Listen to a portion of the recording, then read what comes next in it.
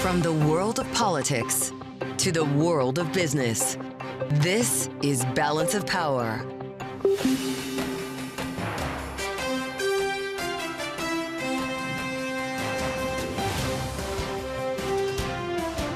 Live from Washington, D.C. From Bloomberg's Washington, D.C. studios to our TV and radio audiences worldwide, welcome to Balance of Power. Alongside Joe Matthew, I'm Kaylee Lyons, and we take you now to the Oval Office, where just moments ago, President Donald Trump met with Prime Minister Narendra Modi, answering questions from the press. We hear the Prime Minister, who is answering through a translator, and we'll listen in now. Howdy Modi और गुजरात में अहमदाबाद में नमस्ते Trump, वो दो एक ऐसी बहुत बड़े विशाल कार्यक्रम रहे जिसकी गूंज आज भी भारत के हर कोने में सुनाई दे रही है. I'm happy that as soon as I entered this room, my friend reminded me of Ahmedabad and the cricket stadium where we held the big rally, and the events that we did, the mega events that we did in Ahmedabad, Namaste Trump, or the Howdy Modi in Houston.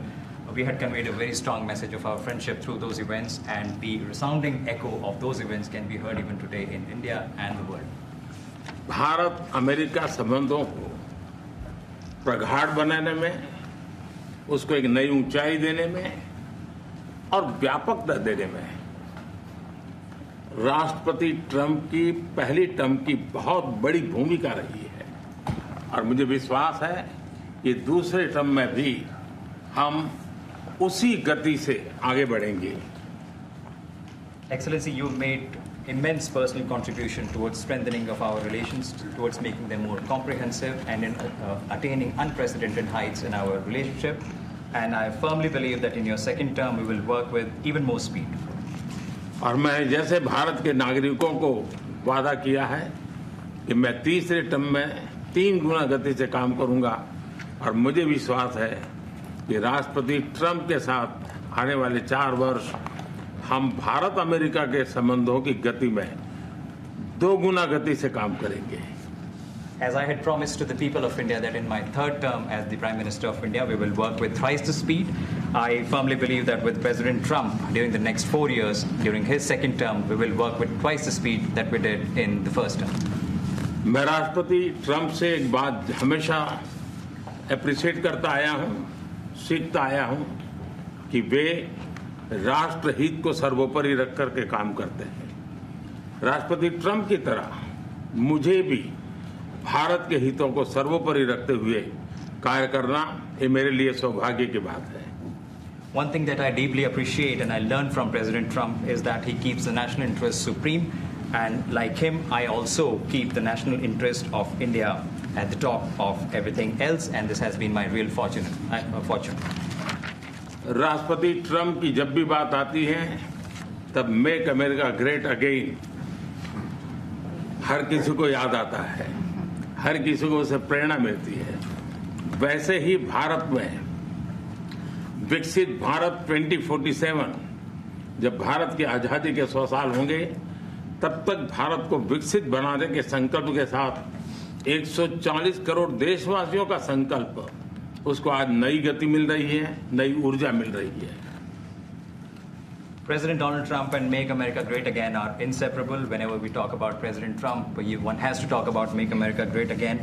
Similarly, that vision inspires everybody. Similarly, in India, we have the resolve of 1.4 billion people of India that by the time India reaches the 100th anniversary of its independence, we will make our country a developed country by 2047. And this is getting new speed and new resolve. America विश्व का सबसे पुराना लोकतंत्र, भारत विशाल लोकतंत्र, और इसलिए हम दोनों का मिलने का मतलब 1+1 2 नहीं, 1 और 1 11 होता है, और ये 11 की तख्ती वो ताकत विश्व के कल्याण के भी काम आएगी. US is the world's oldest democracy, and India is the world's largest democracy. So when India and the US come together, they make 1+1 11 and not 2. And this is the power of 11 that is going to work for the welfare of the humanity. मैं राष्ट्रपति Trump का मेरे एक अच्छे मित्र का हृदय से आभार व्यक्त करता हूं कि हम फिर से एक बार प्रगति की राह पर नई ऊंचाइयों को छूने के लिए चल पड़ेंगे. I once again thank my friend President Trump, and we together resolve that we will together march towards progress and towards prosperity for our nations. Thank you. Thank you. Thank you very much. He's doing a great job in India. Everybody talks about it. He's doing a really fantastic job. A great leader. Great leader. Modi ji बहुत अच्छा काम कर रहे हैं भारत में और हर कोई इसकी बात कर रहा है कि बहुत बड़े नेता हैं, बहुत महान नेता हैं. मैं आपका बहुत आभारी हूं आपके इन शब्दों के लिए और मुझे विश्वास है कि भारत का हर नागरिक आपकी इस भावना का आदर करता है. I thank you for your warm words, Mr. President, and I firmly believe that every person in India respects your sentiments. Thank you. Thank you very Thank much. you. Thank you. Any questions, please? Yes, President. You are both very popular leaders in your respective countries. You have spoken about a common sense diplomatic doctrine. So what's a Trump-Modi doctrine that we should expect from the meetings today to make our world better and safer? Well, I think more than anything else will be the unity. We have great unity. We have great friendship, he and I and our countries. And I think it's only going to get closer. But it's very important that we remain united as countries. We're friends and we're going to stay that way.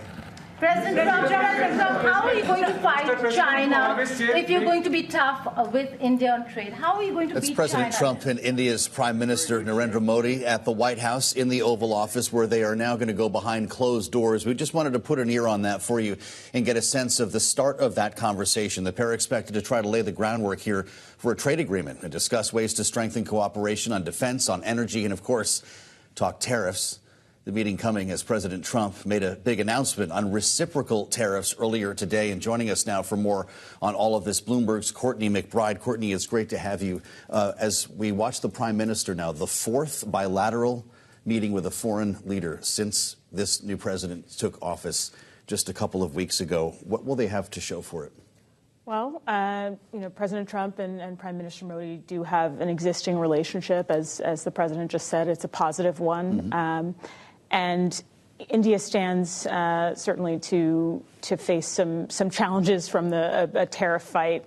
So certainly they're going to work hard to, I think, to find a mutually beneficial resolution of that. Yeah. But even dating back to the previous administration, the U.S. has really been trying to boost India's purchases of U.S. defense articles. And so, we could see potentially some agreements on things like that as well. Well, and as we consider tariffs here, we want to bring Bloomberg's Enda Curran into this conversation, too, because it is noteworthy. India is one of the many countries, a lot of them developing and lower income, that have high tariff rates on the United States, 10% plus on average. So what does the timing really mean here, considering this visit is happening on the same day this announcement is made? Well, it's maybe both awkward and possibly good fortune for India all in one. We had a big announcement over reciprocal tariffs, of course, in key trading partners. And India, above many other economies, has the most to lose because it does have high tariffs. It does have a lot of non-tariff barriers entrance to doing business with India as well.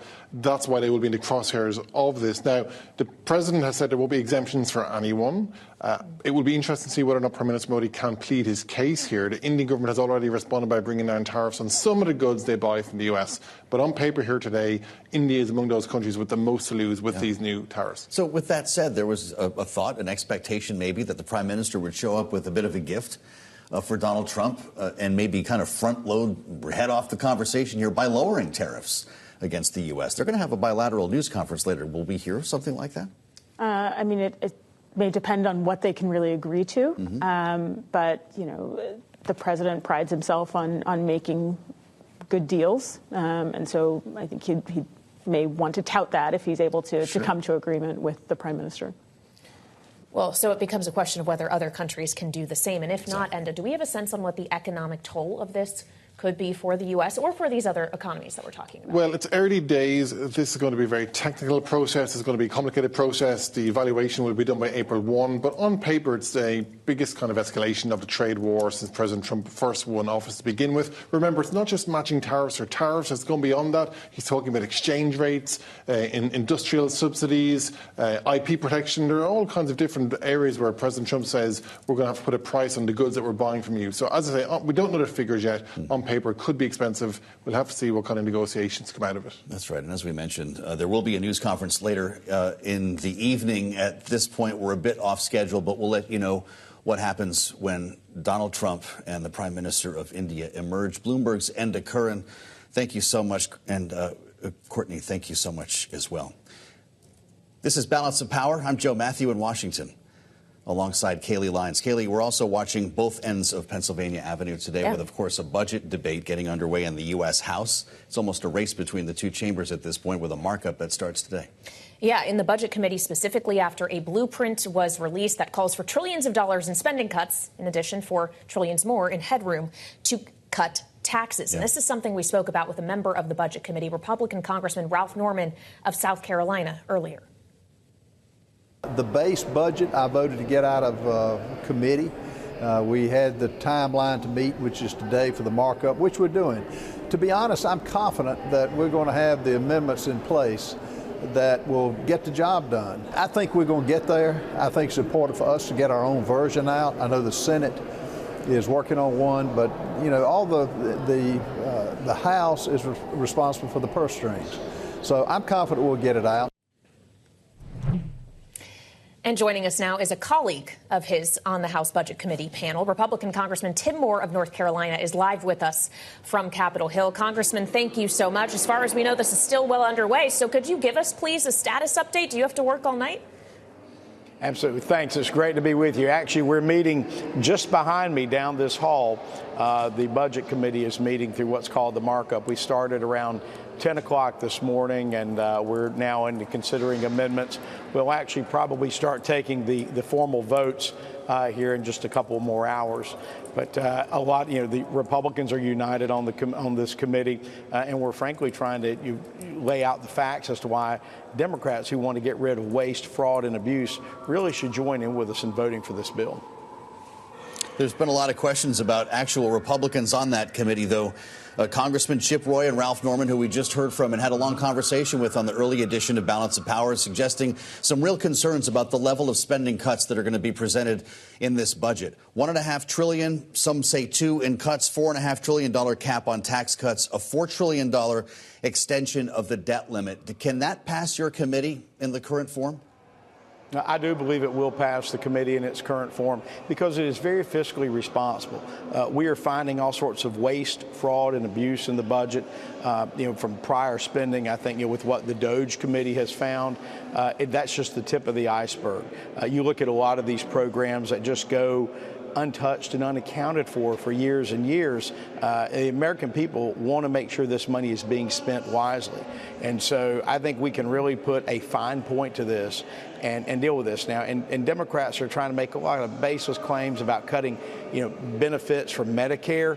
That's not happening. This is not going to hurt anyone getting Medicare, but it is going to get rid of a lot of the overcharge and a lot of the fraud that's out there. We know there's people who may not even be alive that payments are still being made for. So we're going to try to really deal with this and just try to, for once, run government like a business. Well, are there, though, trillions of dollars worth of that waste, fraud, and abuse you speak of, Congressman? Because the other factor we have to consider here is if you want to get everything Donald Trump wants in terms of no tax on tips or overtime, lifting the SALT cap, there's going to have to be more pay-fors for those things with the current restrictions. And I just wonder what exactly you think you can tap beyond just identifying fraud that is out there, because surely it's going to have to go beyond that. Well, we're looking at about $2.7 trillion in waste, fraud, or abuse. So we have waste, again, some of the examples of USAID where we're paying for just these ridiculous programs in other countries pushing some woke agenda. We don't need to be doing that. We need to be taking care of Americans. And I'm going to tell you something. This is personal for me. I represent Western North Carolina, which was hit so hard by Hurricane Helene. And when I found out that FEMA was going to pay, $59 million to house illegal immigrants in New York, and at the same time we're telling people that I represented that they had to get out of their hotels when they had nowhere else to go. Those are just anecdotal exhibits or anecdotal examples. But to your point, we're identifying $4.5 trillion through the tax cuts. The other part that we're anticipating is 2.6% on the growth. We think we actually think we'll exceed that. 1.5 to 2 trillion in terms of the cuts that'll get there. And then the other part is going to be the economic prosperity that happens. We've shown when we cut taxes in America, it spurs the private sector. It spurs more income. And to that point, back in 2017, when the initial TCJA passed, it exceeded projections of revenue by nearly $1 trillion. I think we'll see this top that as well. Congressman, in 29 days, we hit a funding deadline. Can you stomach voting for a continuing resolution if negotiations are underway on a real budget? I would like to see us vote on this budget to get it done. But if we need to buy time, short time with a CR, absolutely. And look, that's why we dealt with the debt ceiling in this bill, because we know that, we didn't get here as a country in just a few months. This is decades and decades of mismanagement and overspending. And so it's going to take us, a couple of years to get this fixed. But we're ready to hit the ground running. And that's why this bill is so aggressive in this respect, because we know this is an amazing opportunity to finally get the house in order, or the budgetary house, if you will, of the country. So I saw this done. I was a part of seeing this done in my state legislature, and we can certainly do this here at the national level. Well, on the subject of your state, Congressman, you represent an area in North Carolina where obviously there was hurricane impact and aid that was passed in a continuing resolution at the end of the last Congress. But as you hear language now coming from this administration about potentially getting rid of FEMA entirely, of sending things back to the states, how do you view that kind of language? And should we expect more aid for North Carolina or for California, for that matter, to be wrapped up in one of these things that we're talking about? Well, a lot of that conversation about FEMA and how useful it is, frankly, came from a conversation that we in the North Carolina delegation had with President Trump on Air Force One when he was flying down to Western North Carolina a couple of weeks ago. And we were pointing out to him examples of where FEMA, in terms of the bureaucracy, we're getting it wrong. And if you think about disaster response, like in the immediate hours when something happens, FEMA doesn't show up to help. It's the local fire departments, rescue, emergency management, volunteers, nonprofits. Those folks are doing the immediate stuff, and then, of course, in those first few weeks after they are. Then FEMA comes in to try to help essentially coordinate relief.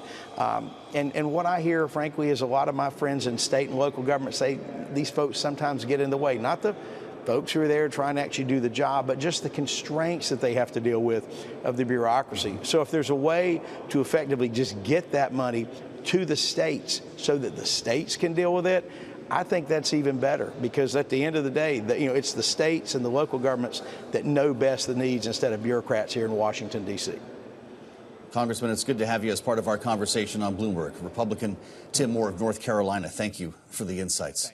President Trump set to impose reciprocal tariffs, as we've been reporting, on other countries as soon as April, taking executive action earlier today as we started our conversation here on Balance of Power. And with us now more from the White House is Peter Navarro, senior counselor to the president for trade and manufacturing. Mr. Navarro, it's great to have you back on Bloomberg. Thanks for joining Balance of Power. So I'm not going to ask you if you're disappointed that these tariffs are being delayed until April. What I want to know is what happens between now and then? Are you about to enter trade negotiations with every one of our partners?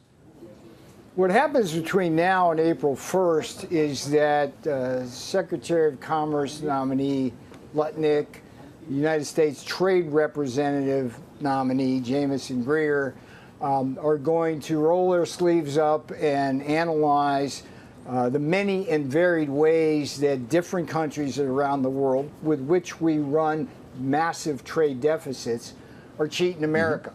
And it's just a fact that America has the lowest tariffs in the world. We also have the lowest tariff barriers.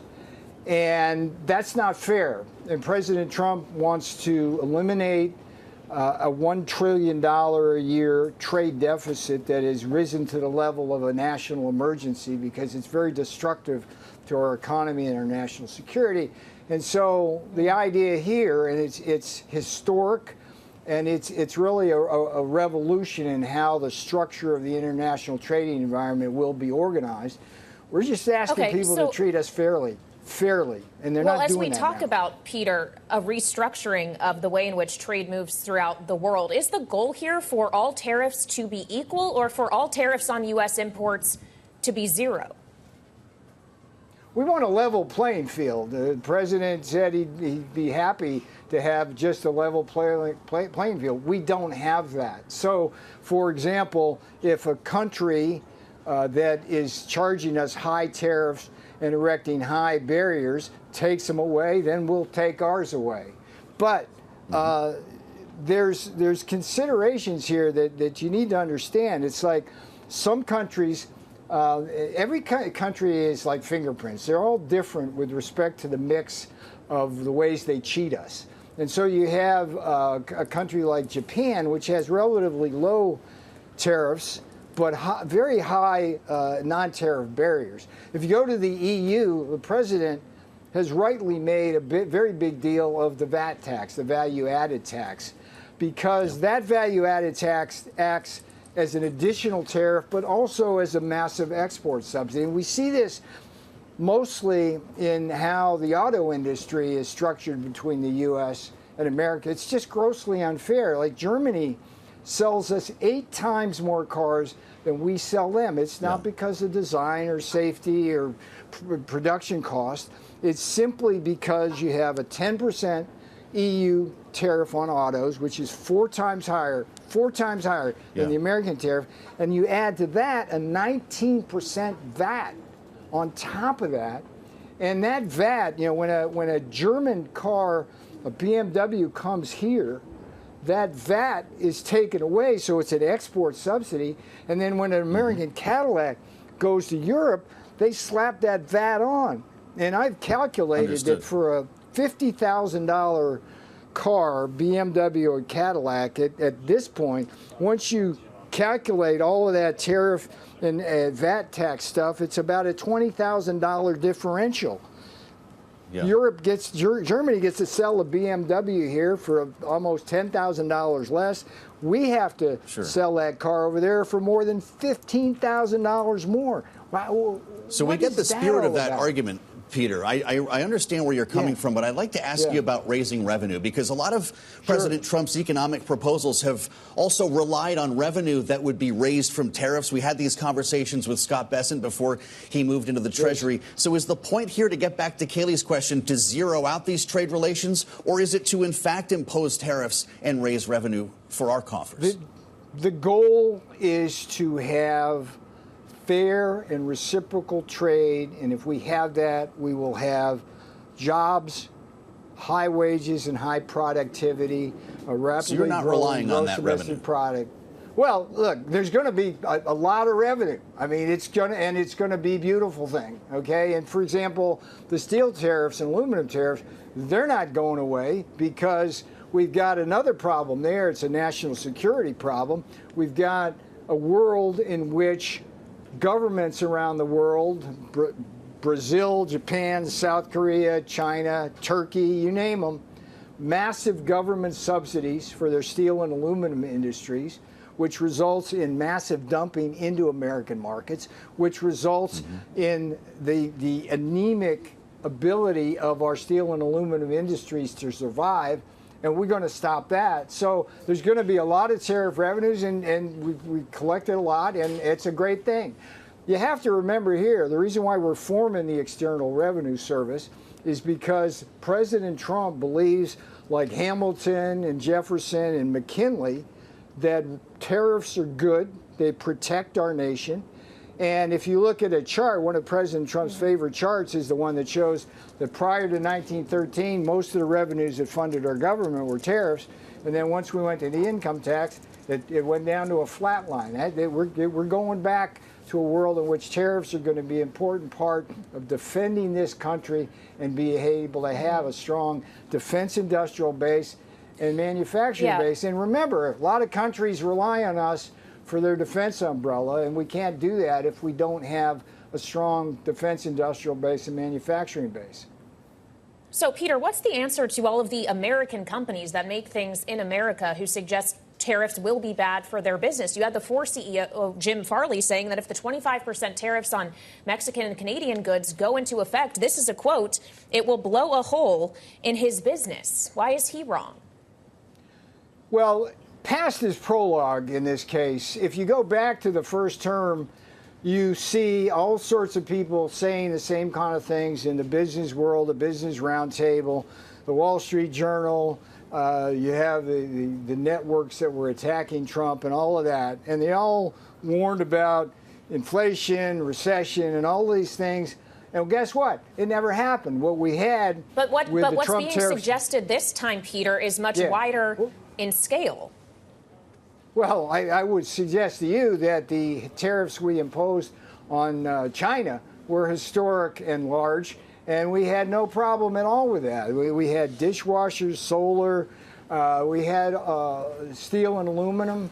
But here's the thing. Look, this is a bullish world that Trump is going to bring, and you have to look at everything we're doing in its totality. We're going to fight the inflation front, on the drill baby drill front, on the deregulation and DOGE front, on the tax cut front.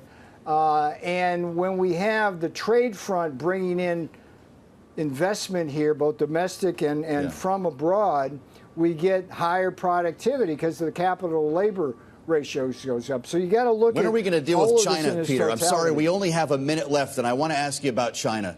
That's a tariff that's already in place that no one seems to be talking about. President Trump has suggested that could go 50, 60%. Will you try to cut a trade deal with Beijing? Look, the president is the commander-in-chief, and he's the commander of this ship. And I simply respond to whatever he requests the trade team does. And the trade team, I mean, it is the most impressive trade team America has ever fielded. You've got the great Howard Lutnick, who's going to be at Commerce. You got Jameson Greer, who was the lieutenant of Bob Lighthizer, the greatest USTR we ever had. You got Kevin Hassett, a veteran. It's going to be great. And of course, you have Peter Navarro as well. Thank you for joining us from the White House this evening. He's the President's Senior Counsel for Trade and Manufacturing, live with us here on Balance of Power on Bloomberg TV and radio. We'll have more ahead.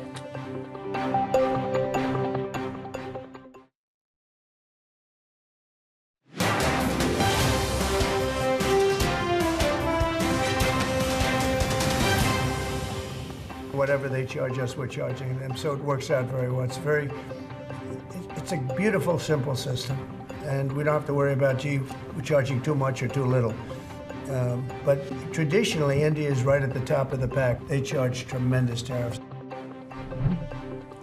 President Trump discussing the current trade relationship between the U.S. and India. This coming as the president meets with Indian Prime Minister Modi at the White House. They are behind closed doors now and will hold a bilateral news conference a bit later. Joining us now for insight into this meeting and what might come from it is Tim Roemer, former U.S. ambassador to India under the Bush administration, former Democratic congressman from Indiana. Mr. Ambassador, it's great to see you again. Welcome back to Bloomberg TV and radio. Donald Trump in his first term used to call the prime minister the king of tariffs. Will he be able to unwind or lower some of these tariffs from India by the time this visit is over? Well, Joe, good to be back with you. Always a pleasure to be on Bloomberg. And I was appointed by President Obama, not President Bush, but got along great with President Bush. I think what you're going to see here, Joe, is the stage is set here between two great negotiators. President Trump has been promising to the American people, I'm going to make America great again. Mr. Modi has been promising, I'm going to make in India. Those two things are diametrically opposite. Now, the U.S. needs to use tariffs and other mechanisms to get access to this Indian market. My guess is Mr. Modi, after seeing Mr. Trump cave a little bit on the tariffs that he put on Canada and then removed them for the creation of a Canadian czar up there to monitor traffic on drugs, I think that gives Mr. Modi a bit of an opening here to say, here are some concessions on things like motorcycles, high-end cars, and I'm going to buy some more liquefied natural gas. We're going to do some more business deals. Now let's conclude the trade negotiations and let's get on to how we're going to cooperate on China, how to do new deals on intelligence, AI. Mr. Musk probably talked to Mr. Modi today about space, about Starlinks and other things. So my guess is they move this conversation along fairly quickly. Well, and Ambassador, we do want to talk to you about some of those other things, too. But if we could stick on trade for a moment longer, India is not alone in having a relatively high rate that it puts on U.S. imports in terms of tariff. Can you just walk us through how we should be viewing India and other developing economies and why this tariff structure is in place in the first place and what it will do to those economies and the way in which they get revenue if this administration forces that to change? Well, Kayleigh, as you remember, Mr. Trump did this back in his first term. He had tariffs on steel and aluminum. He removed the generalized system of preferences for India, which caused another tension or irritant. He was calling Mr. Modi and India the king of tariffs. And he was saying, if they don't do more to allow our product into their market, I am going to take more excessive steps than what I've already done. And so we've seen Trump 1.0. Now we've got Trump 2.0.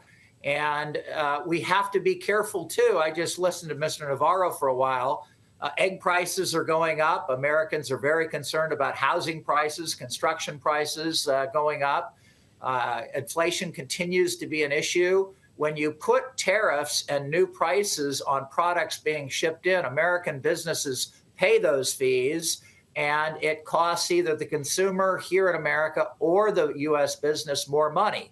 And they usually pass on those costs to the American consumer. When we have inflation, as we are seeing right now, and as the recent report just came out the other day, you have to be really careful about how you use tariffs and where. And Kayleigh, the other point is when you use them, they must be effective. You can't simply use them like I think President Trump did against Canada, merely to say, OK, I'll remove them now, not on economic grounds, not on more manufacturing in the U.S., not based on more access to the Canadian market, but because Justin Trudeau is going to appoint a czar on drug trafficking. I think Mr. Modi looks at that and says, I can get an opening here. Maybe I don't have to make concessions. So I hope Mr. Trump can try to make sure that the American worker is who we're looking for here. More jobs created in the United States, more manufactured product here that the Indians will buy and help our economy grow, help protect India and their national security interests, and help our farmers, help our defense industry do better in the long term. Last time the Prime Minister was here meeting with Joe Biden, the Biden administration was making a concerted pivot toward India when it came to trade and other relations at the expense of China. With that in mind, with Beijing in mind, what does Donald Trump want out of this relationship? Well, Joe, that's one of the keys here. I think you put your finger directly on one of our shared key interests between India and the United States. As we negotiate, and the United States needs to be a tough negotiator on trade for our jobs, our manufacturing, our farmers, our middle class, we also have so much in common with India. And that's how we view China, more and more as a threat, more and more as a common strategic opponent in many areas. And how do we work together on technology, on artificial intelligence, on defense? President Biden sold the Indians about $3.3 billion worth of Predators, drones that will help protect India from China and from threats.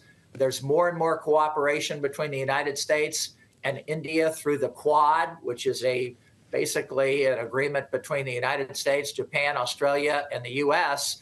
to help secure the great Pacific, the Indian Ocean, and ensure free trade and ensure prosperity and peace in that area. We're going to talk, you're probably going to see both countries talk more and more about energy. How do we sell India more liquefied natural gas and oil for their own growth and their security? They buy less from Russia and more from the United States. We are the biggest producer of LNG and oil in the world now. We and our producers and our trade should get benefit from that, not Russia.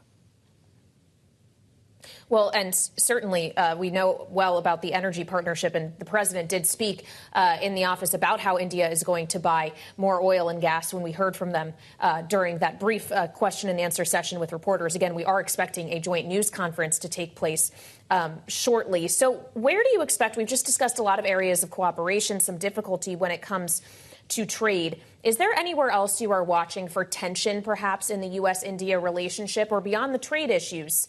Do you not see that? No, I think there are. The Indians call these irritants. We call them, tensions in the two countries. We're inevitably going to have those, Kayleigh, and we have to manage through those irritants. Iran can be an irritant at times. India is very interested in building a port up there so they get access to Central Asia and trade routes for them. The United States is very concerned about that. The Trump administration talked about this in their last four-year term. Iran can be a sense of tension. There can be immigration as a sense of tension. Both Mr. Musk and Mr. Trump have very different views about H-1B visas for high-tech workers. One wants them, one doesn't. India wants to be able to have more high-tech workers come to the United States. How is that resolved? What are the tensions there? And then there's some high-end technology that sometimes the United States has and treats very sensitively, as we should. And how much of that do we share, whether that's civilian nuclear technology, which we've decided to go forward and do more and more in partnership with India, or whether that's very high-tech intelligence sensitivity equipment that we want to share information, but not necessarily the equipment. How do we move forward there? And then AI. What guardrails do you put around AI to protect jobs and not eliminate a lot of blue-collar and white-collar jobs with the advancement of AI? We want AI in biotechnology and science, curing diseases, but we don't want it to start eliminating college entry jobs, legal assistant jobs, all kinds of white-collar jobs that could be eventually eliminated. How do we talk to the Indians who have several common interests in that? And then finally, over dinner, I think, Kayleigh, both of them are going to talk about the commonality that both countries have in democracy. We've both gone through elections successfully.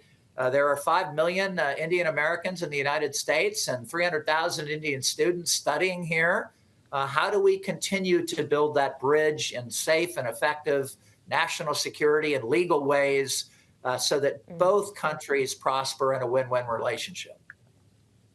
All right, Tim Roemer, former U.S. ambassador to India, former Democratic congressman from Indiana, thank you so much. And as he mentions dinner, they do have a little bit more business to get through before they can sit down to share a meal together. We are expecting a joint news conference to take place really any time now from the East Room of the White House, though we clearly are running a bit behind schedule this evening. We'll be bringing it to you live on Bloomberg TV and radio when it begins. In the meantime, we'll go back to the ongoing budget battle on Capitol Hill with our political panel next on Balance of Power on Bloomberg.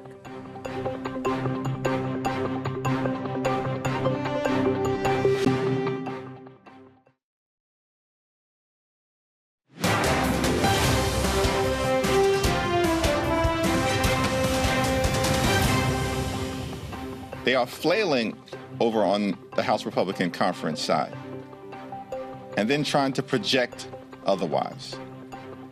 Yesterday, House Republicans walk away from the negotiating table. You've now shown America it's all on you. House Minority Leader Hakeem Jeffries earlier today, as the House does have a few items of business it's trying to get done. One, keeping the government funded beyond March 14th, which, of course, Democrats may need to get involved in, hence the reference to the negotiating table. The other is an effort underway as we speak in the House Budget Committee as they mark up a budget blueprint crucial step forward in the attempts to get a budget reconciliation bill through both chambers of Congress. And joining us now for more here on Bloomberg TV and radio is this evening's political panel. Roger Fisk, former aide to President Obama and Democratic strategist, alongside Sarah Chamberlain, Republican strategist and president and CEO of the Republican Main Street Partnership. Welcome to you both. Sarah, we spoke with a few members of the Budget Committee today. Ralph Norman, Tim Moore was just on with us earlier this hour, who have expressed a certain degree of confidence that this will get through the Budget Committee. What about the House floor, though, with this structure? We have confidence it will get through the House floor as well, probably with only Republicans. There's been a lot of discussions with the more Freedom Caucus members, the more extreme members, to try to make sure they're on board, offering them some cuts to get their votes, because we've come down to the thought of we probably have to do this, Republicans. The Democrats probably will not join us. But getting it out of committee is the challenge right now. We talked to Ralph Norman earlier today. Do you think that happens? Yes. So the numbers are there for the Freedom Caucus? Yes. We have a couple members on Budget Committee. And then the other thing is, if it doesn't get through Budget Committee, it's a definite message to President Trump who is with him and who is not with him. Well, so I guess it does raise the question of the role in the president in this, Roger. We know he's not afraid to signal to the House of Representatives what he wants, but he hasn't necessarily been firm-handed with this one. Does that time come if this does not go smoothly? Well, first off, thank you so much for having me, and I love being here with Sarah. He could just pass an executive order that says that the Republican majority has... I'm joking, of course. But it is somewhat refreshing to see legislation kind of surface in otherwise a blizzard of executive orders. I agree that it will get through committee. I think when it gets out to the floor, it's a question of how broad and low the pyramid builds, because when you get into things like the state and local tax issue and the disaster relief and things like that they might need to do to bring in some folks from, say, New York and California, then that's going to be pushing on the opposite end of things with the Freedom Caucus members and things like that. So I agree with Sarah's analysis of the committee dynamic. I think it's very likely that things get much thornier when it's out on the floor, because the speaker's going to have to go in a couple different directions to get this over the finish line. Ralph Norman told us earlier that there's no need to be working with Democrats because they're not going to vote for what we're making anyway. What role will Democrats, if any, play in this? You know, I think it would be more wise for the representative to say we would always welcome the opportunity to partner with our friends, because their majority is so thin. Yeah. All you need is one member breaking their leg skiing with their family, or any number of other things that can happen in life. And then the speaker's in a much, much different situation. And then you get someone peeled off from the Freedom Caucus, et cetera, and then this whole thing comes to a screeching halt. So their margin on this is razor thin. And I think it would be very smart for them to just hold their powder on, polarizing language with Democrats, because, as we all know in this business, you never know who you're going to need tomorrow. Well, so to that point, Sarah, that returns to what you were saying about how certain people within the conference, shall we say, do need to be catered to. Hence why we're talking about spending cuts at the level at which we actually are. If we're going to go over and above $4.5 trillion in tax cuts, there needs to be $2 trillion in spending cuts. If we're going to give Donald Trump all of the tax cuts he wants, the spending cuts will need to be even deeper. So what realistically is being talked about as being on the table to get those things done? Or is the president not going to get everything he wants? The president may not get everything he wants, but they're trying. I mean, as we know, controversial maybe, but Elon Musk is looking into a bunch of agencies trying to cut. They're hoping to find $2 trillion that way. But we don't know if we'll get there. And if we don't get there, then we will have to go and work with the Democrats, and probably disaster funding for California and SALT are probably the two things we'll have to work with Democrats on. We love it when you pull out your crystal ball when you join us. Can this get done in the next 29 days? Are we going to have a CR to keep the government open? What do you see on the horizon here in the next couple of months? Yes, we're going to get there. It's going to be bloody, Does as it need always to happen is. by then? By the middle of March? Well, certainly government does. Has to be funded by, March 13th, You could kick March the can 14th. if you wanted to. You just might lose some friends while you do You it. can. It'd be difficult, too. And I know the Democrats have already said we're not going to save the Republicans on shutting down the government. So that's going to be very controversial. But I think we'll get there. Wow. We're trying very hard to get there. We have to get there. I mean, now that we have the trifecta with the House, the Senate, and the White House, we have to prove as Republicans that we can govern. Well, I want to ask about the Republican majority in the Senate specifically, Roger, and whether or not we could look at an expansion of it in 2026 even, because we got news today that Senator Tina Smith of Minnesota is not seeking re-election next year. This follows Gary Peters in Michigan. Does that open up two more potentially easier to grab seats for Tim Scott in the NRSC? Certainly Michigan more than Minnesota. I think Minnesota has become kind of like the head fake for Republicans in national elections, similar to how kind of maybe Texas is referred to as the Democrats, which is this is going to be the cycle when it tips kind of idea. And it still doesn't, specifically if Governor Walz decides to run for it, which would be an opportunity for the grassroots of the Democratic Party in Minnesota, which are very robust, to make some kind of a national statement with a Walz candidacy.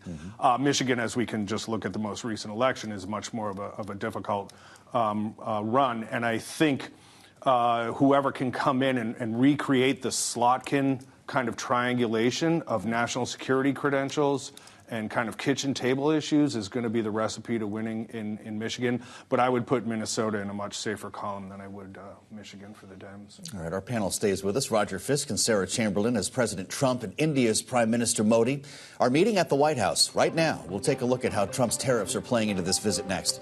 Ahead of a news conference we'll bring to you later on Bloomberg. This is Balance of Power on Bloomberg TV and radio.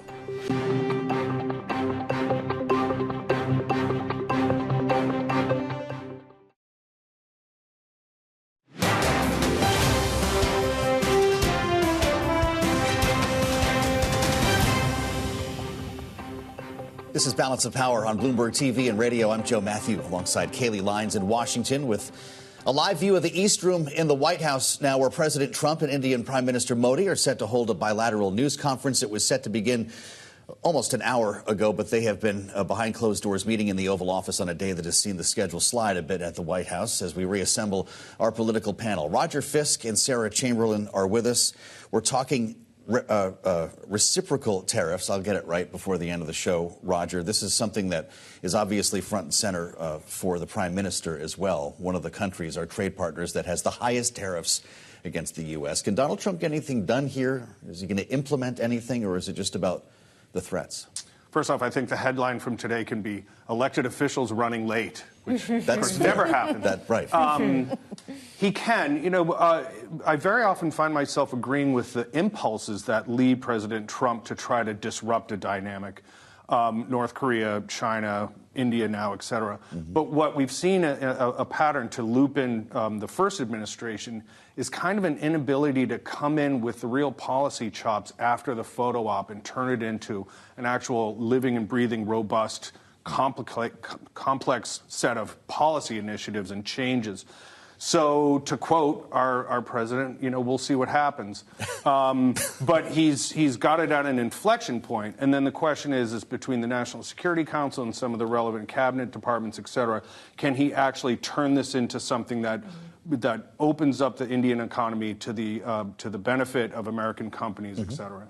Well, and it's not just about India. I mean, he wants fairer trade relationships, he says, with all of these countries to impose tariffs on U.S. imports. But at what point, Sarah, does threat not become enough? Are we going to find ourselves, if these tariffs aren't actually imposed, as we've seen a few times now, either delayed or deferred or just go away entirely, what have you, that people start calling him on a bluff? Well, they haven't. A lot of them have not been, because we've gotten ahead of time what we want. I mean, you see Canada, you see what Mexico did, you see the Panama Canal and China. So, like, he is out there threatening and talking, but he's usually in the last minute getting what he wants before the tariffs have to be implemented.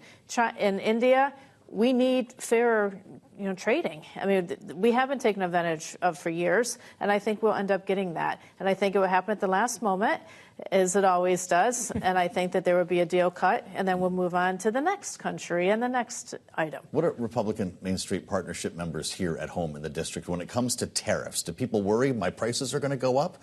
Or they say, go get him, Donald Trump? So they're not actually focused on tariffs. So what the members are hearing back home is actually Elon Musk. Yeah. There's a concern, how much information is Elon Musk getting? He's not an elected official. Is he even an American? So that's really, no one's really talking about the tariffs. And, a lot of them do believe that the other countries will pay the tariffs, that they will not be, that they won't see their grocery bill and everything else go up. Elon Musk is taking that lunch Just right like now. you're in Washington. Yeah, I was going to say, DOGE actually does go beyond the Beltway in terms of interest, I suppose. Sarah Look even Chamberlain. at Katie Britt in Alabama for the first time going like, whoa, cuts, hold on. Right. So we'll see. Indeed, we will. Roger Fisk, Sarah Chamberlain, our political panel this evening. Thank you so much for joining us. And of course, for more coverage, check out the Washington Edition newsletter on the terminal and online. And we'll see you back here tomorrow on Bloomberg TV and radio.